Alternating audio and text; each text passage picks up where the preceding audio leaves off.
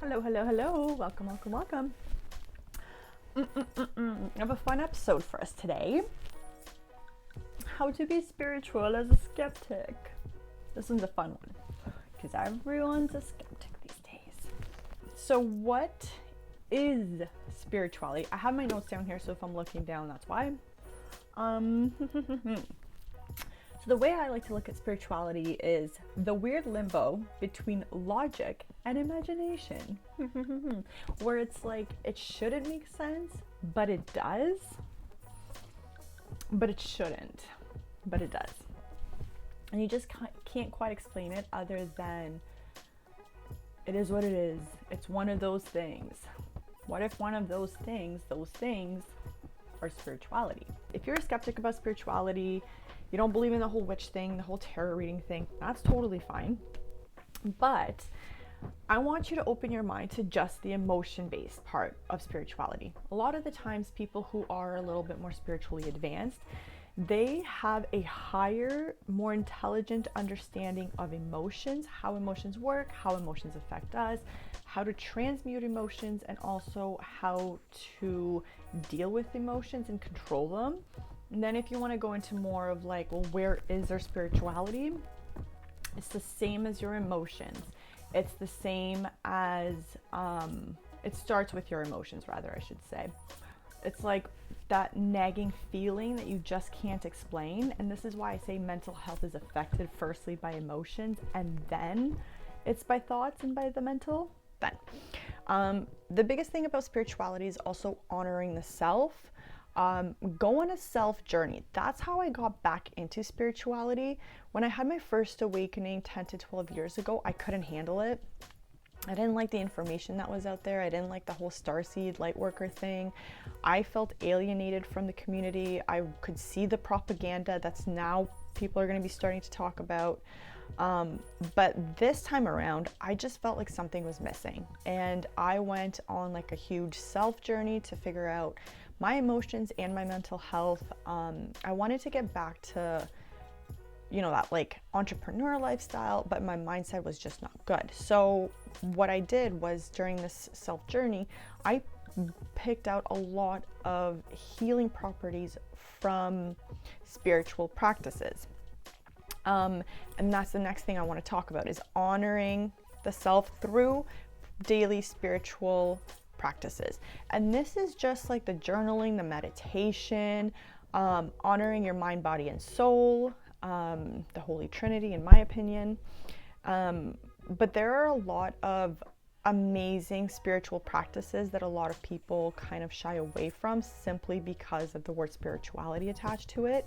But I would really like you to be mindful of meditation and mindfulness and basic mental health practices. So if that was confusing, look at it this way. If you look at certain spiritual cultures, let's talk Hinduism, a lot of your mental and emotional health regulation practices actually come from Hinduism. Okay? There's a lot of other cultures that practice the same stuff, but a lot of that, like meditation, mindfulness stuff, all kind of comes from there. So I highly urge you to read up on these kind of ancient spiritual practices. And that's the other thing. One thing I always urge about spirituality is take advantage of it, learn from it, get curious. Spirituality, I feel like religion kind of ruined spirituality for us. And to me, spirituality is just simply a deep dive into the subconscious, whatever that might mean. Spirituality is quite literally the connection of everything. Not talking necessarily about sacred geometry or anything like that, but for example, like the connection between science and spirit. There's a lot of similarities in there. And I feel like not enough people understand that it's okay to have those similarities, and those similarities where things just kind of connect, that's spirit. Yeah. And one thing that I really like about spirituality that's different from religion is that you're kind of free to explore and do with spirituality as you wish. You don't have to stick to one specific thing. You can explore everything. Everything is welcome. It is a big sign of unity in spirituality as well. You know, we talk a lot about ascended masters, and there's really no cultural separation from the ascended masters in spirituality. You kind of share them, you honor them all the same. You don't have one that belongs to you. You might be called to read up or study on specific ones, or maybe take certain things from their passages. But if you favor one, then you're not excluded from the others. And if you favor one, you still have to respect the others. And that's one thing that I really like about spirituality. It's just kind of like a mutual respect and appreciation that kind of goes all around the table. But the biggest thing about spirituality that I don't think a lot of people understand, even spiritual people, is the fact that spiritual ascension has everything to do with your emotions. Mental and emotional health these days shows us that we just haven't evolved the way we've needed to, and emotions play a big role in this. And with this great awakening that we're experiencing, it's really all about humility and compassion to reach unity and love. What I mean by that is, it's so difficult for us as humans to just have humility, to admit when we're wrong, to learn from it. And when we haven't in the past, who knows how long, hundreds of years, we haven't had the humility to admit when we were wrong, that we were wrong when we were wrong. And I feel like we didn't learn the lessons that we had to learn from admitting we were wrong. So I'm going to talk more about this and give examples in one of my later videos talking about emotions. A new series that I call Reviewing Emotions. The next one's going to be on anger, so I'll do it then.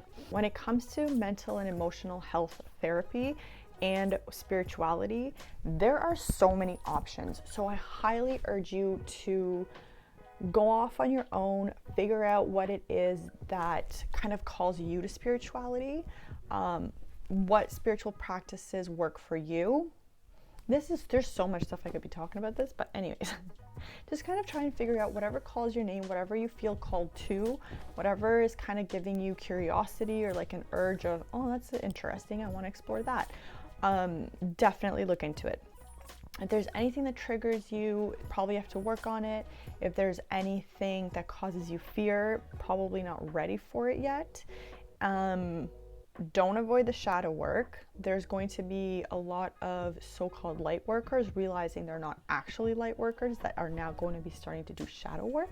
So that'll be fun. And don't bash other people. Like, okay? Anyways, I'm gonna leave it at that. I hope this helped a little bit.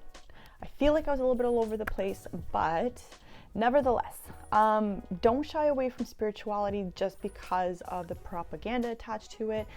Spirituality is just honoring the unseen, honoring the subconscious, whatever that might mean to you.